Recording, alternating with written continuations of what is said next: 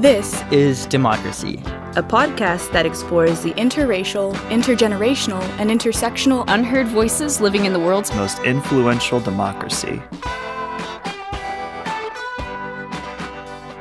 Welcome to our new episode of This is Democracy. We are very fortunate today. We have with us Steven Olikara, who is the founder and president of one of the most important organizations in the United States today for getting millennials and other young citizens involved in politics, helping them once they're involved in politics to work together. His organization is called the Millennial Action Project, and it's also super awesome to have Steve here because he's a former student of mine. Steve, good morning. Hey, good morning, Jeremy. Thanks for having me. It's great to have you here. Before our discussion of millennials, we have, of course, Zachary's series scene-setting poem. What's the title of your poem this morning, Zachary? Waiting Room. Let's hear it. I have been waiting for a new rhythm. I have been waiting in the waiting room for new syllables to stream out of the centrifuge of America. And I have been waiting when I trudged in silence through the Wisconsin snow.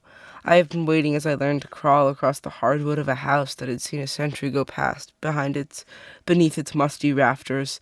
And I have been waiting for a new voice, when I, struggling to find my own pen, scrawled meaningless lines across more pointless paper in hopes of finding poetry. And I have been waiting for a new voice. I have been waiting for a new melody to rise from the depths beneath the geriatric specialists who treat the special geriatrics and the million-strong army of AARP besiegers. And I have waited for a new song in car trips through the depths of a deep south deepening its diversity. And I have dreamed in Vicksburg. I have screamed against the stars beneath Austin's spring nights. I have searched beneath the stones of a Seattle beach, under the shadow of the giant and I have been trying to hide from the butts of America. And beneath the words that I have scrawled on hotel notepads and in the back of my school books, I have been waiting for a new psalm to be written in the holy book of democracy, risen out from the tree-lined suburban hysteria that calmly screams unreality between the Walmarts and the highways. From the armies I have sought a refuge when I have dreamed in Madison, have laughed in Memphis, have cried in Montgomery, have slumbered in Texas for the revolution out of reach, the hope just beyond my fingertips. Wow. I love the revolution out of reach, Zachary. What is your poem about? My poem is really about trying to find the voice of myself and of my peers reflected in our national democracy and in our national conscience. And I think it's a really sad time when older people whose time has really passed are still holding on to what should now become platforms for younger people. That's very well said. Steve, what role have young people played in our democracy in the past? I know this is something you've thought a lot about. Yeah, well, again, thank you for having me on the show. It's a real honor. As your listeners may or may not know, you've been a constant source of inspiration for my work over the years, dating back to my days in college. So it's really meaningful to be here. Thank you. On the podcast. So you're right. And one of the ways I think you've influenced me, Jeremy, is to think about leadership in the context of history. And I think you've said before that history is the one laboratory of the human experience, and leaders need to look back in order to think forward. Right. So when, in fact, in the early days of starting Millennial Action Project, we were reading a number of historical documents. And one theme that stood out constantly throughout those documents, from the founding era to the 1960s and the women's movement and onwards, was this theme of young people making change. Yes. And in fact, there's, I think, a direct correlation between transformative leadership and youth. And sometimes we miss that story because the most iconic leaders have been idolized and marbleized and have been put into museums and put into monuments, and you are always looking up at them. But then I think what history allows us to do is to take a peek behind the scenes and see that these really were real people. And when you start looking at their most famous speeches, when I was looking at them, I had the dates in mind, and I had their birth dates in mind, and I realized, hold on, they were extremely young.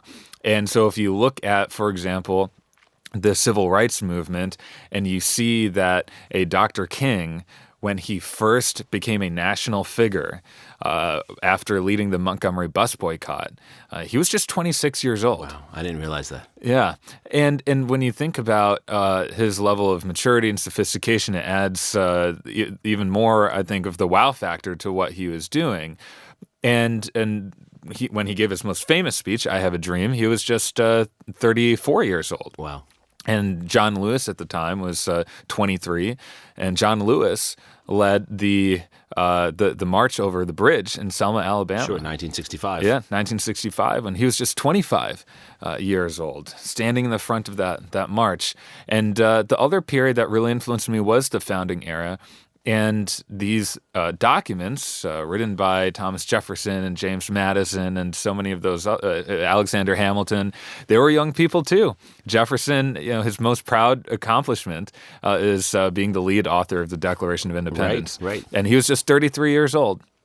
Just 33. And James Madison first elected to the Continental Congress when he was 29 and was 36 years old when he became the lead author of the Constitution, when he wrote the Virginia Plan, which was the preceding to the Constitution.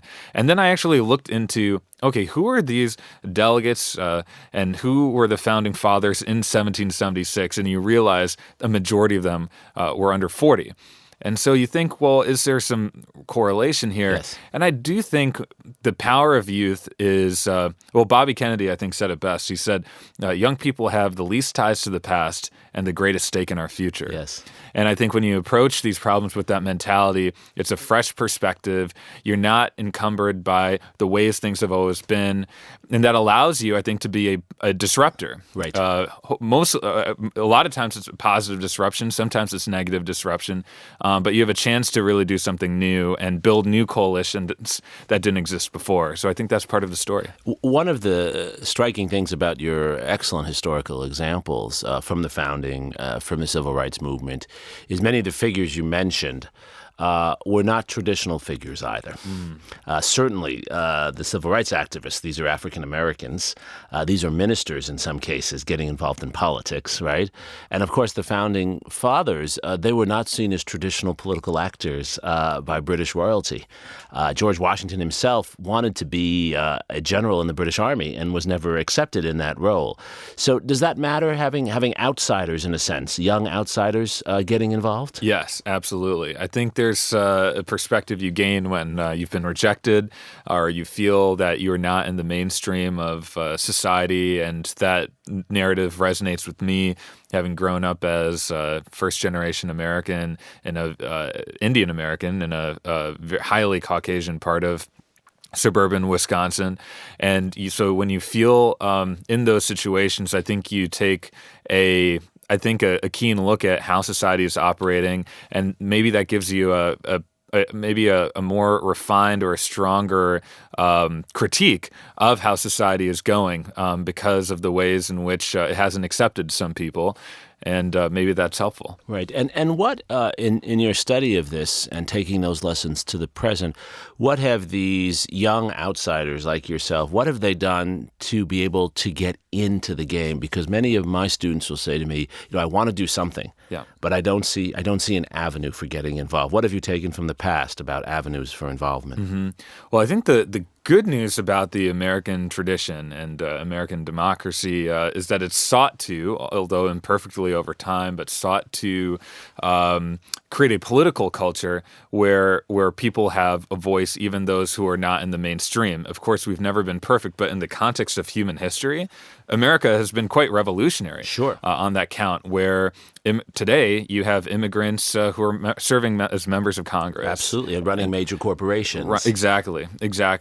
And I think that's part of what's made America a very dynamic society. And a number of our American presidents, even if you take Barack Obama, for example, was an outsider. Bill Clinton was an outsider who was not part of the Washington establishment. And so I actually think there's this interesting culture where voters are often interested in newness, new perspectives, ones that are from outside of the political establishment. And maybe that is part of, maybe de Tocqueville talked about this a bit in terms of, we don't want an elite overpowering family running all of our business. And once that starts to creep into play, and we saw this recently with the Clintons and the Bushes in 2016, people rebel against that. Yes. And I do think that's a healthy piece of political culture. But I think you raise another important point about young people today who are trying to get active. And part of the underlying problem here is we've grown up, our generation, millennials, have grown up in an era of broken government, polarized politics, and despite millennials having the highest levels of volunteerism and service participation rates, we have the least trust in government. And so if we're going to provide a legitimate pathway into politics for young people who just want to make a difference in the world, and that's one thing I love about this younger generation, we have to demonstrate how you can create impact and then provide some of those ladders to action. Right. And so how do you do that? Yeah.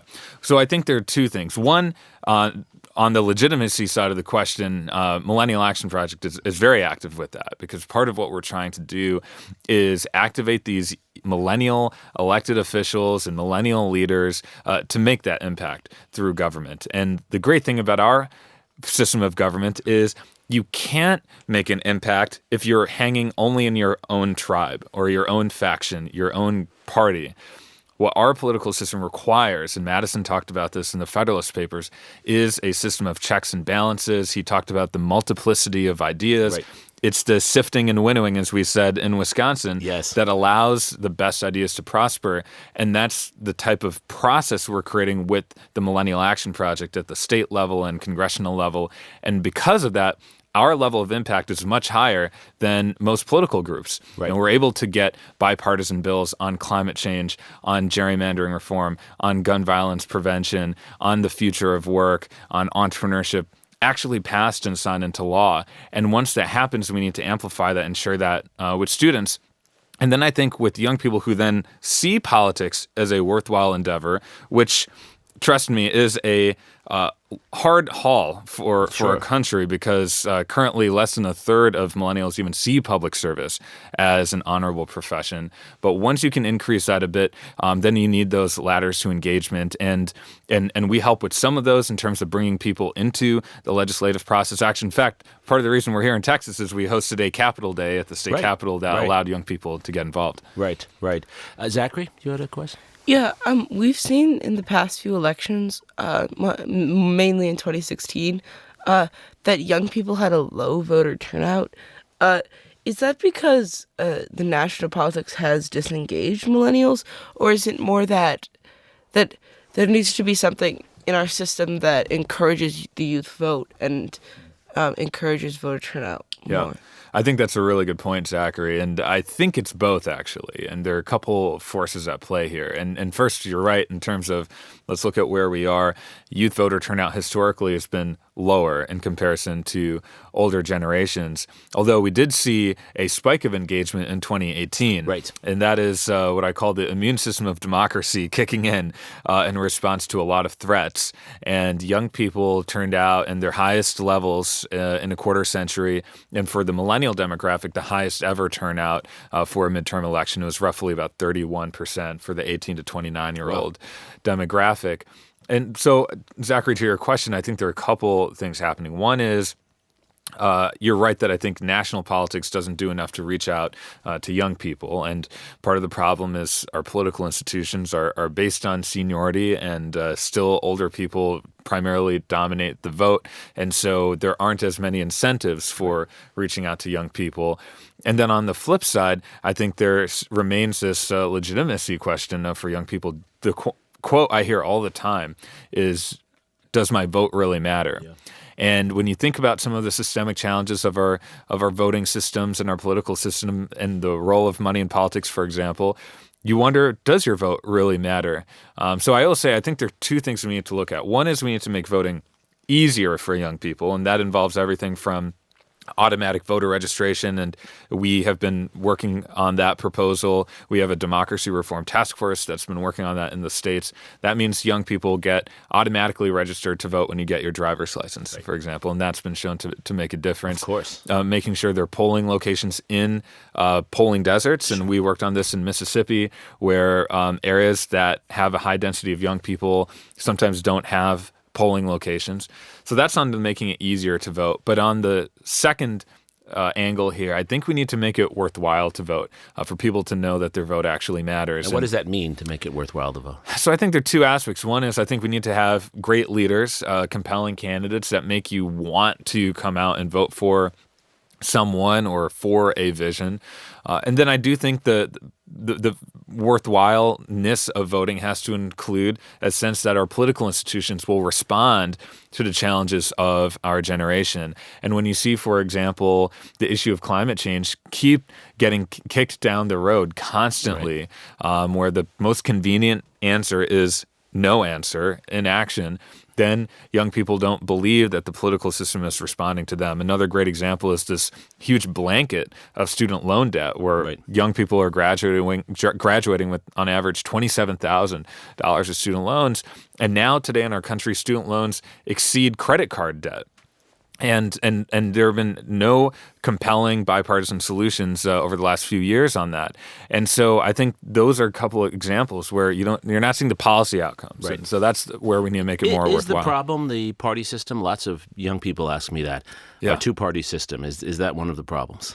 I also hear that a lot, and one of the reasons why I think we're hearing that question a lot is not only our political system is broken, but also because young people today are rejecting the partisan identities. Yes. In fact, the fastest-growing political affiliation in America is independent, and a plurality of millennials, nearly 50%, identify as independent, which is interesting given all the polling that shows millennials are socialists or very left-leaning. And I think there's a very interesting story there, which is millennials are coming of age in this broken system. They want to disrupt it, want to find new political identities and communities, and the current binary system is not working. And in fact, if you just take a step back and ask yourself, does it make sense that we have binary choices on climate change, binary choices on immigration, binary choices on the future of work? It actually makes no sense at all, because there is a plethora of ideas out there, and I think millennials are rejecting that culture of politics. Now, would that have a positive impact, having a third party? I think it could. Currently, the barriers to entry are extremely high, especially at the national level, and even in some cases at the local and state level. And part of it's because there is a duopoly. The two parties control access to the ballot. So my personal view is it would be nice to have a third party. It would be nice to have other options, but that can't be the only solution, because it will take a long time to get there. One can work within the parties and actually create and transform the parties from within. Yeah. Steve, what is it that millennials bring to the table that makes you so optimistic? I share your optimism, but I often meet people who don't.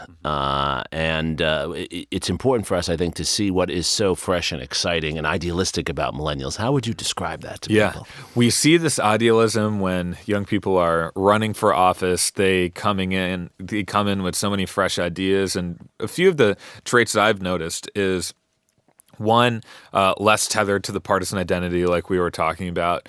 I think another piece is that we're technologically savvy. Yes. And so we don't see new technologies as a threat. We see them as opportunities. A good example of this is the role of the sharing economy. When Uber and Lyft and these services were coming on board, a lot of older legislators were just afraid of this.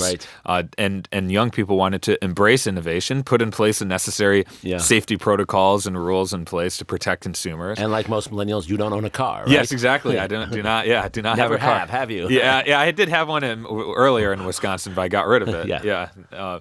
And so At least I don't drive it in D.C.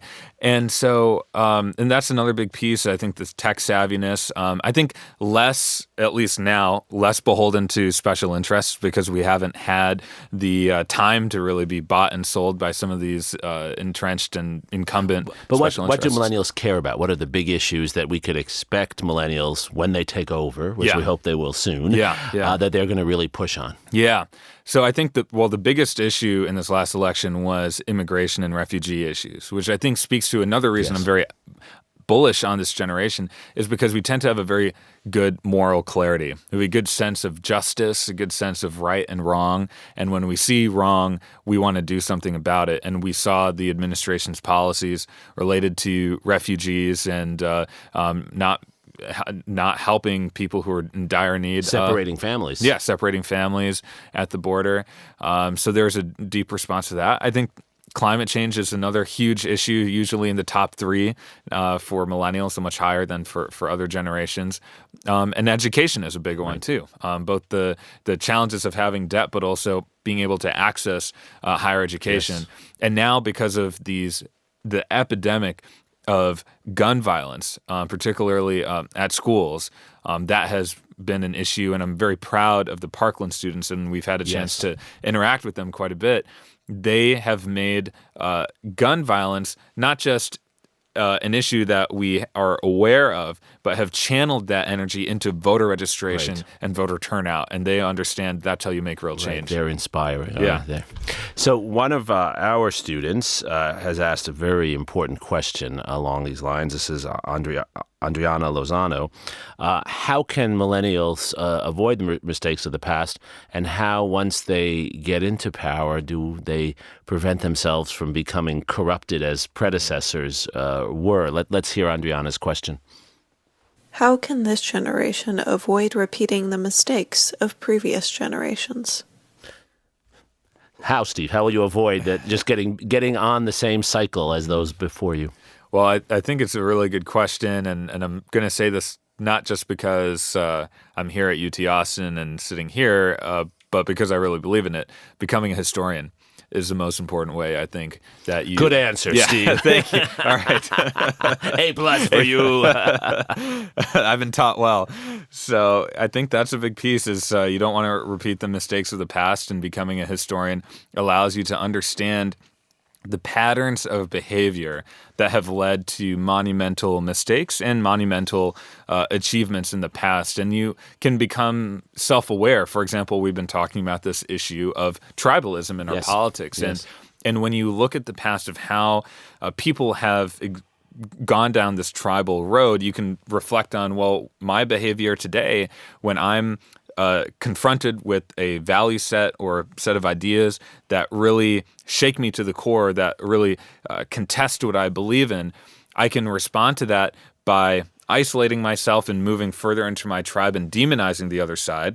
Or I can try and seek understanding and compassion with those other views. Yes. And if you are a historian, you realize that the latter path is much better than the former path. Right. So, in fact, having knowledge of the past, even when one is very young, is powerful, right? Yeah, it allows you to, as a young entrepreneur, I can say that having knowledge of the past allows you to build an organization. It allows you to build cross-generational relationships because you can resonate with themes that, say, the baby boomers or the silent generation has resonated with. And it, I think, shows a level of preparedness to people. So I think it's helpful on many counts. But also the second piece of that question is how do we make sure young people aren't co-opted by the system? And this was a major discovery we made in the early days of Millennial Action Project around 2012, 2013. Some of the first millennials getting elected to office, we did see start to become co-opted by these interests. And of course, a few of them have even since then. And that's why we realized we need to stage an intervention here. Business as usual will not get it done. And that's why we founded MAP. It seems to me that that's one of the major contributions Millennial Action Project makes, which is keeping millennials focused, keeping their eyes on the ball. Exactly. That, these are the reasons you have gone into politics. This is what you care about, or this is why you're doing public service. That's right. And remembering that and not getting caught up in the other disincentives to public service that exist. Zachary? Do you think that there unnecessary barriers to young people getting involved in politics? Because we see in America that there are limits on how young you can be to get involved in politics in terms of seeking elected office, but there are no limits on how old you can be or when it is time for your generation to hand over the baton. Do you think we need to put in place more limits on that, or do you think it just should be a more open political environment? It's ironic, right? Because, Zachary, you still have to wait 4 years to be able to vote, but you probably would make better choices than many others who vote. Not better choices than me, but you'd make better choices than me. Yeah, there's an interesting proposal that I heard recently that was not for term limits, which is often talked about to make sure there's good turnover, but age limits to elected office. And many other societies have those, and historically, back to your historical point, many societies in history have had age limits. What do you think, Steve? Yeah, I guess I haven't thought about it enough to make a good decision on it, but I do think it's worth entertaining, and I personally believe in at least term limits, which I've had more time to think about, which is in so many states who have term limits, you often have now millennials who are majority leaders or are serving in legislative leadership because there has been that turnover. And you've made a very good point, Jeremy, that people who are living longer and have access to power want to cling on to it and not give it up. And we see that over and over again. And without those term limits, which I think is consistent with the spirit of the founding fathers who talked about a citizen legislature, I think that's very important. And we're seeing this become a generational issue where left and right is coming together. The barriers. What? Back to Zachary's question about barriers. Are there barriers there that we could structurally take down to empower this great new generation of millennials? Yeah, I do think we do have unnecessary barriers to entry, and part of it is the system of seniority, which we've talked about. But also part of it is if and like you mentioned, Zachary, there are certain prerequisites and requirements just to be able to run for office and to vote. For example, one of the issues that comes up right now is in many states, if you're 17 years old for the primary and 18 years old for the general, you are barred from voting in the primary. And I distinctly remember this in Wisconsin. I was so excited to vote in the 2008 election, but I was 17 during the primary and then 18 for the general. So I voted in the general, but not the primary. Wow. And so a few of our leaders here in Texas have actually introduced legislation to open that up and allow 17-year-olds to vote. Other great proposals around pre-registration for 16 and 17-year-olds, which has shown to increase voter engagement. But the other piece that I've really run into working with people who've run for office, and I wish this issue would get a little bit more attention, is if you actually want to take those steps to solving a problem in your community, sometimes running for office is the best thing you can do to change public policy. But then often you need to raise a ton of money from largely rich donors. And a lot of people do not have those kinds of networks. Sure. And their friends aren't rich yet. Yeah, exactly. Especially if you're younger. Yeah. And then during the campaign, the cultural expectation most of the time is that you do not draw a salary during your campaign or most of your campaign. So not everyone can go many months without getting a paycheck. And then once you get elected to office, you are paid not a living wage most of the time. You in a state legislature, you can be paid $40,000 a year, and you have a family and kids, and so that incentivizes older and more retired types of people to be serving in office because they've built up the savings and they are past their career. So we need to, and for young women in particular, who are trying to raise their kids, often there is a cultural taboo around women saying, I need to go to my child's recital or go to my child's soccer game.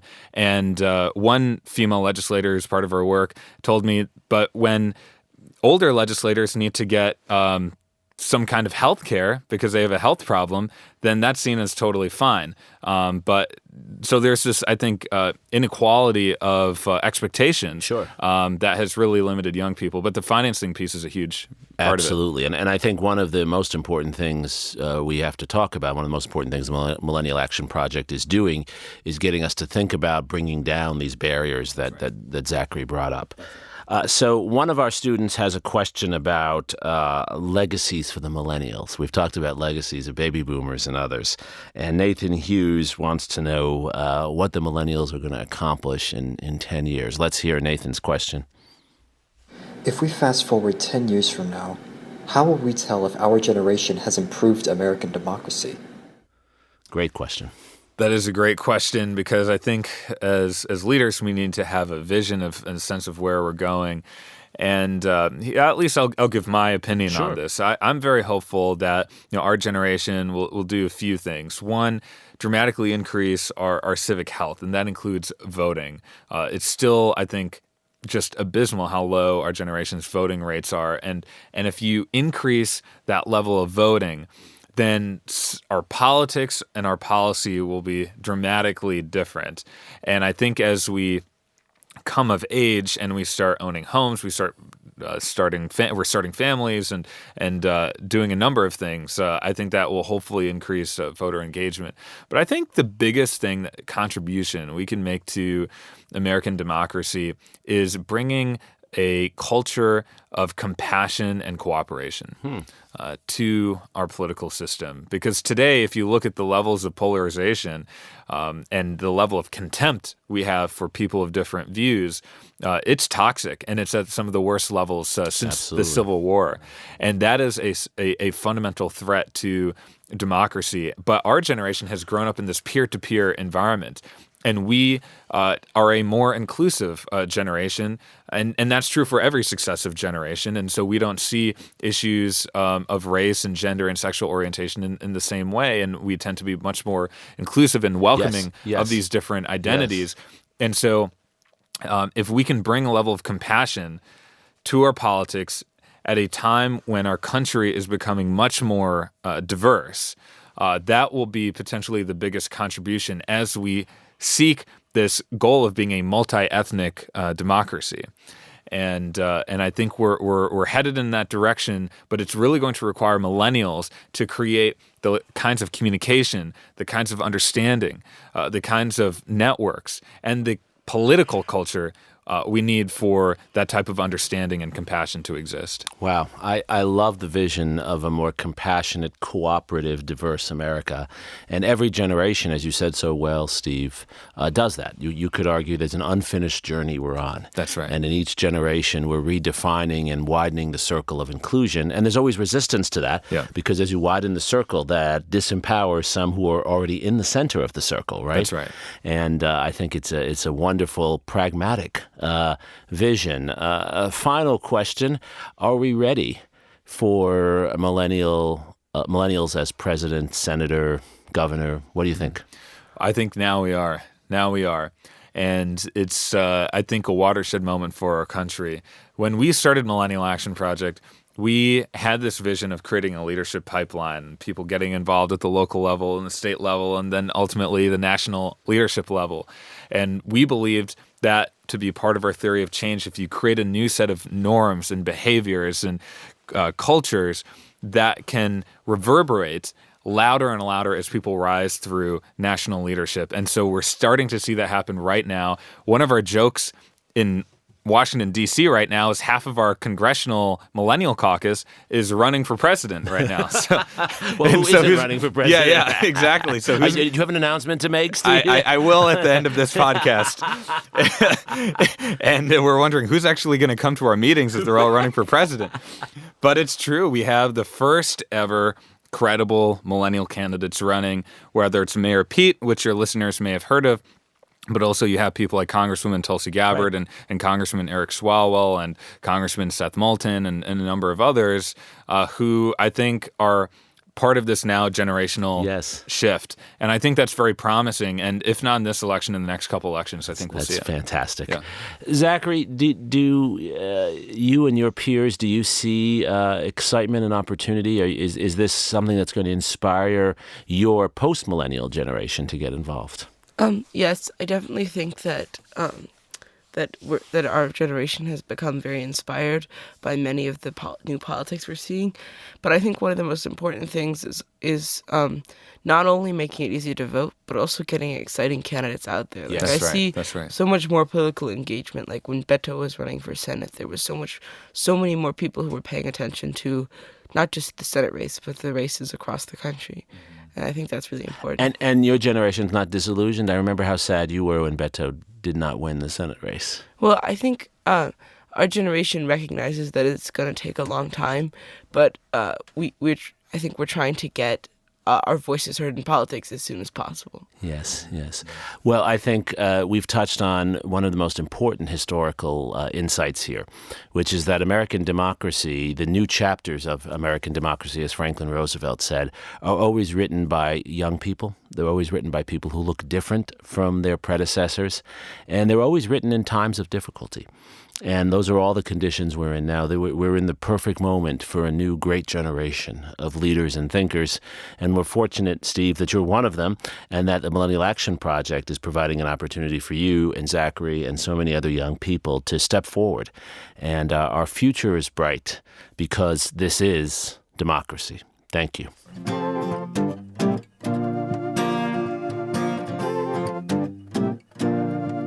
This podcast is produced by the Liberal Arts Development Studio and the College of Liberal Arts at the University of Texas at Austin. The music in this episode was written and recorded by Harrison Lemke, and you can find his music at harrisonlemke.com. Subscribe and stay tuned for a new episode every Thursday featuring new perspectives on democracy.